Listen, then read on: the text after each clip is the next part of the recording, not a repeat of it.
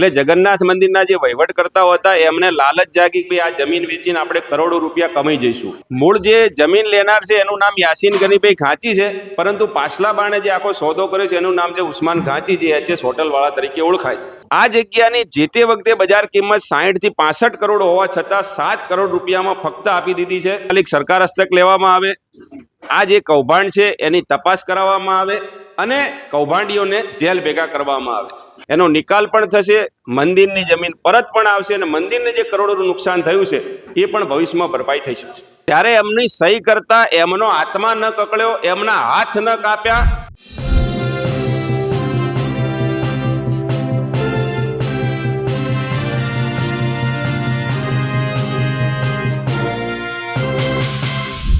નમસ્કાર, હું છું ચંદ્રિકા પુત્રી નિરાલી અને આપ સૌનું સ્વાગત છે અમારા વિશેષ કાર્યક્રમમાં। આપણી સાથે જોડાયા છે સામાજિક આગેવાન અતુલ દવે। તેમણે આક્ષેપ કર્યો છે કે વાત કહી છે જગન્નાથ મંદિરના ટ્રસ્ટની જમીન એક મુસ્લિમ બિલ્ડરને સોંપી દેવાઈ છે અને આ સમગ્ર મુદ્દે તેઓ આપણને જણાવશે। એકચ્યુઅલી 1992માં અમદાવાદ મ્યુનિસિપલ કોર્પોરેશને 1.5 લાખ ચોરસવાર જમીન નરસિંહદાસજી ગૌ સેવા ટ્રસ્ટ એટલે કે જગન્નાથ મંદિરને ગૌ સેવા અને મંદિરના નિભાવ માટે આપી હતી। આ પેટા ભાડે આપેલી જમીન ધીમે ધીમે જ્યારે શહેરની મધ્યમાં આવી ત્યારે એની જમીનની કિંમત કરોડોમાં થઈ ગઈ।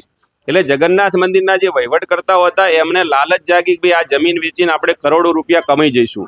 એટલે પછી એ લોકોએ જમીન એને કરાવીને એના 7 ભાગ કર્યા। આ 7 ભાગમાંથી એક હિસ્સો 28,836 વાર જગ્યા 2018માં મંદિરના મહંત દિલીપદાસ અને ટ્રસ્ટીઓએ ભેગા મળી અમદાવાદના એક બિલ્ડર, મૂળ જે જમીન લેનાર છે એનું નામ યાસીન ગનીભાઈ ઘાંચી છે, પરંતુ પાછલા બાણે જે આખો સોદો કર્યો છે એનું નામ છે ઉસ્માન ઘાંચી, જે HS હોટલવાળા તરીકે ઓળખાય છે।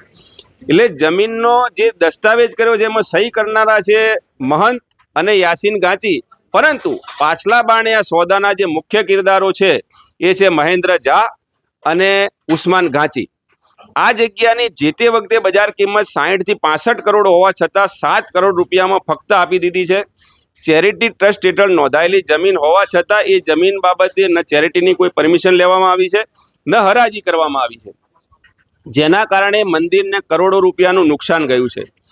આ લોકો આ પછીની બાકીની જમીન પણ વેચવાના પેંતરા કરી રહ્યા હોવાનું અમારા ધ્યાનમાં આવતા આ બાબતે અમે અનેકવાર મંદિરના વહીવટકર્તાઓ અને ગુજરાત સરકાર સમક્ષ માગણી કરી હતી કે આ જમીન પાછી લેવામાં આવે અને આ બાબતે SIT દ્વારા તપાસ કરવામાં આવે, પણ અગમ્ય કારણોસર ગુજરાત સરકાર દ્વારા કોઈ કામ આગળ વધતું નથી અને મંદિરના વહીવટકર્તાઓને પૈસા સિવાય કોઈ વાતમાં જ્યારે રસ નથી, ત્યારે આજે અમે ન છૂટકે આ બાબત દેશના વડાપ્રધાન આદરણીય શ્રી નરેન્દ્રભાઈ મોદી સમક્ષ લઈ જવા માગીએ છીએ।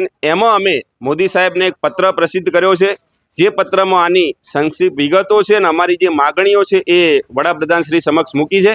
જેમાં મુખ્ય માગણી એવી છે કે આ જમીનનો વહીવટ તાત્કાલિક સરકાર હસ્તક લેવામાં આવે, આ જે કૌભાંડ છે એની તપાસ કરાવવામાં આવે અને કૌભાંડીઓને જેલ ભેગા કરવામાં આવે।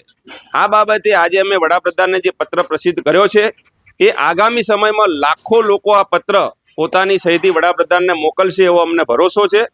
અને એ સાથે સાથે જે લોકો ફિઝિકલી આમાં નથી જોડાઈ શકતા અને ઘરે બેઠા બેઠા અગર અમારા અભિયાનને સમર્થન આપવા માગે છે તો એમના માટે અમે એક મિસકોલ નંબર સાર્વજનિક કર્યો છે, જે મિસકોલ નંબરમાં લોકો મિસકોલ કરી અને આ લડતને પોતાનું સમર્થન આપી શકશે।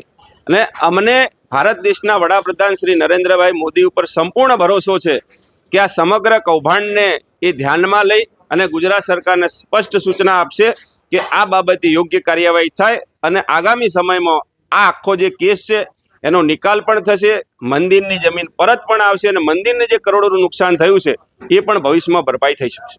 તમે મહંત દિલીપદાસજી મહારાજની વાત કરી હતી, આટલા મોટા સંત છે, એમને કોઈ રિપ્લાય આપ્યો છે, કોઈ ક્લેરિફિકેશન કર્યું હોય?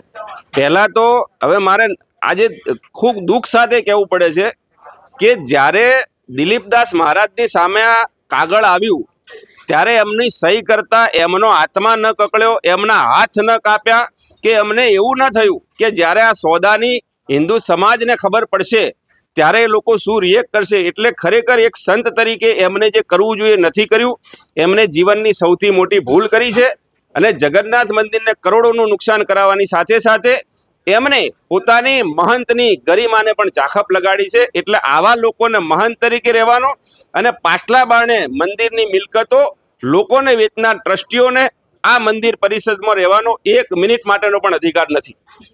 સનાતન ધર્મની વાત કરી છે, તો ગુજરાતમાંથી કોઈ સંતે આ વિશે તમારું સમર્થન આપ્યું હોય, વાત કરી હોય?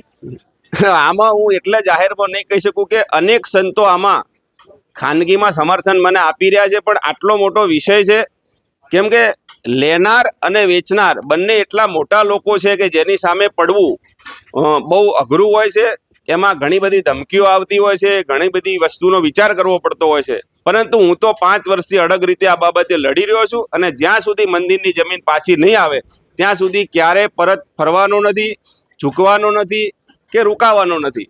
ભલે મારી સાથે કોઈ ઊભું રહે કે ન ઊભું રહે, પણ મને ભરોસો છે કે આગામી સમયમાં લાખો લોકોનો જનજુવાળ આ બાબતે ફાટી નીકળશે અને આ લોકોને આ સોદો કેન્સલ કરવો જ પડશે. ધન્યવાદ. તો આ હતા આપણી સાથે અતુલ દવે. તમે આ વિશે શું વિચારો છો કમેન્ટ કરીને જણાવો. અત્યાર માટે બસ આટલું જ. અમદાવાદથી સહયોગી સંદીપ સાથે હું નિરાલી. તમને મોકલી